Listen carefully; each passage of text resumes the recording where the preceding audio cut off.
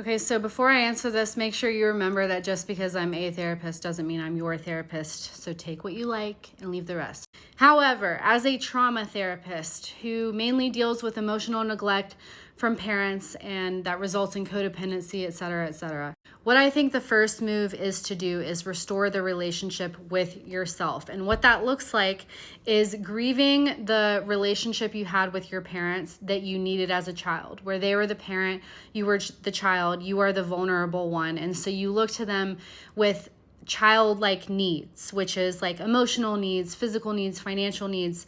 Like you have to grieve that. And they may have only given you parts of that. And that is really sad for you as a child. And so the first thing to do is actually grieve that way. And hear me out. That way you can relate to them in any, I'm going to get to that in a second, but that way, if you're around behavior like that, you do not feel the emotional reaction that you did before. So that's the first step, is actually grieving that, and like grieving the childhood you didn't have, grieving how that affected you in adulthood, and then making sure that your relationships in adulthood are secure. So like that you have a secure relationship with yourself, that you have a secure relationship with your partner, with your friends, that it's all stable and secure. That way, if you choose to enter into a relationship with your parents, it's not out of this need, because they're probably never going to give it to you. Now, having said that, if you choose to reestablish contact, you are allowed to relate to them in a totally different way. Maybe the last time you interacted with them, because here's the thing about trauma. When you are unhealed as a result of them, you are going to be very triggered, very emotional, very anxious when you're around them. And therefore, you're going to need comfort, and you're going to need kind of reassurance and these emotional things that they are probably not going to give you. And so until you heal that, until you're able to meet that yourself as an adult, and again, unless you're 28, 29, your brain's not fully developed, that might not be realistic for you, and that's okay. But you're allowed to, my light went out. You're allowed to relate to them in a different way.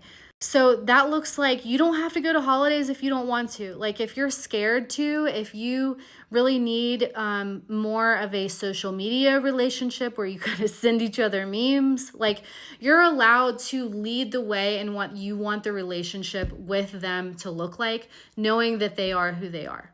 So that can be no relationship, but being a trauma therapist, that can be more of avoidance, where you're just really scared to be triggered and like put in a depression after you hang out with them. So take things in very small bites. So like a text, and if they want to call, like send a voice memo.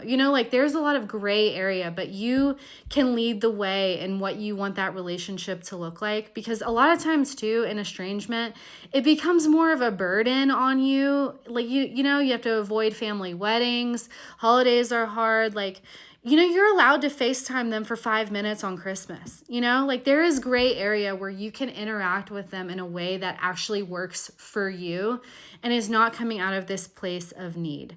You might be around them and that sadness is still there, but it feels more tolerable because you're getting your needs met elsewhere. So please don't think I'm suggesting that. I'm just giving options, because it is ultimately your right to choose whether or not you move forward. But if things are becoming, think about if you're benefiting here, and think about what you want in your own life.